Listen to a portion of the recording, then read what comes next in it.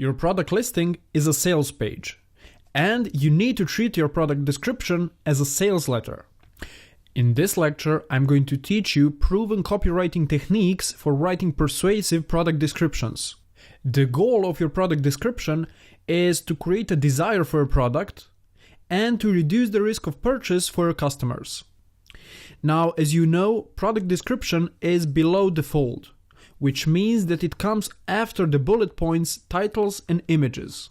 So not everyone will see your product description, but those potential customers who end up reading it are either looking for more information about your product or are on the fence of buying it.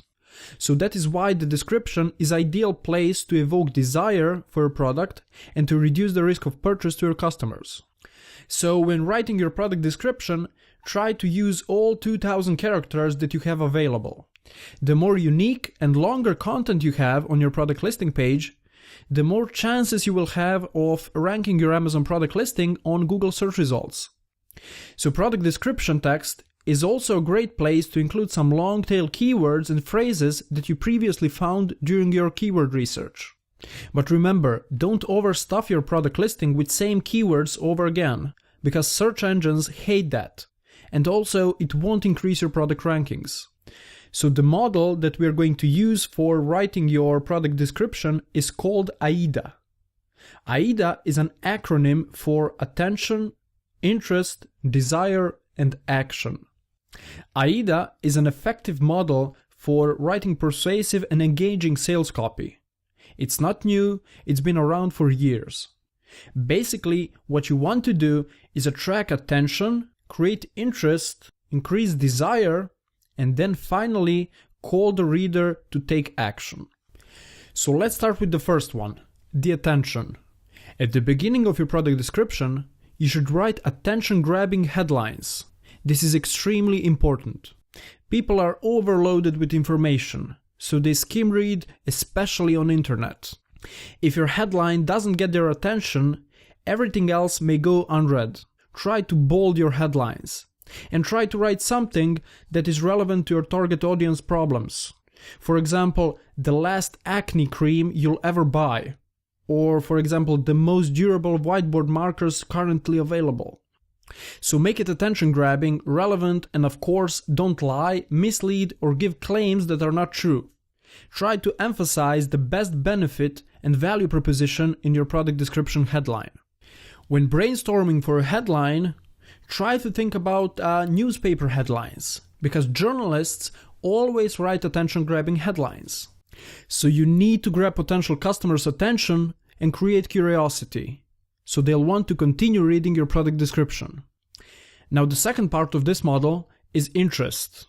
You need to create interest for a product and make your potential customers to continue reading and exploring your features and benefits. So first, write a list of all features of your product and then translate each of these features into a benefit that your customer will have when using your product. One way to do this is to look at each feature of your product and then ask yourself, so what? Imagine that you are the customer. Why should you care about this feature? Ask yourself, what will this feature do for me? For example, don't just say that your product is fast, that's a feature. Tell your customers that it will give them more free time, because that's a benefit. People resonate with benefits, not with features. So let's say that you're selling phone protection cases.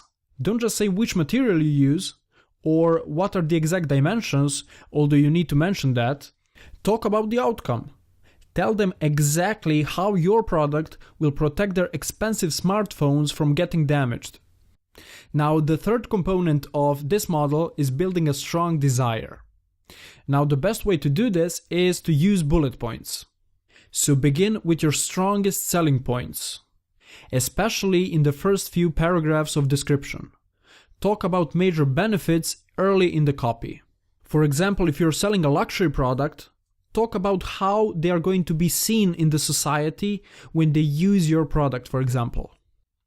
Also, it's a good idea to address the biggest fears that potential customers might face when deciding whether to purchase your product or not. So, addressing fears and how your product overcomes those fears will reduce the risk of purchase and hopefully increase sales. And finally, the last component of this model is action. At the end of your sales copy, you should simply navigate your potential customer towards the desired action. Simply tell them what to do next. On Amazon, it can be as simple as telling them to click the Add to Cart button at the top of the page. Or also, you can include some benefits in your call to action, such as, for example, if you're selling an acne cream, order now to get rid of acne once and for all. Also, you can try to create a sense of urgency, such as, for example, using the text "stocks are limited." The call to action is all about explicitly asking your potential customers to do a particular thing. Okay, so that's it for now. In the resource tab of this lecture, I have included a link to a product description example template that you can use to create your own product description text fast and easy.